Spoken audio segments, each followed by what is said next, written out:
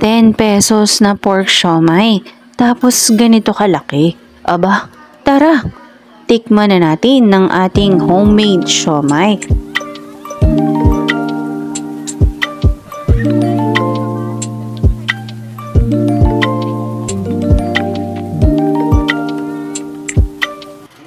Nabili natin to online. Umorder tayo ng 20 pieces. Steam natin sa loob ng 10 to 15 minutes.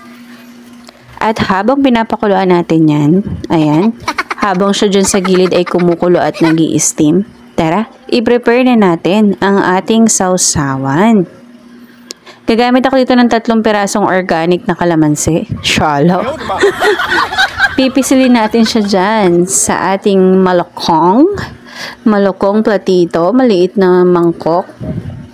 Lalagyan natin ng natural na toyo. Wow, natural.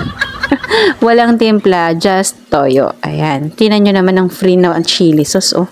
Purong-puro na, tas napakadami pa. Lagyan natin ng organic na bawang. Tatawa ko sa organic. Ayan, makalipas ang ilang minuto, luto na po siguro ang ating siomai. Tara, tikman natin.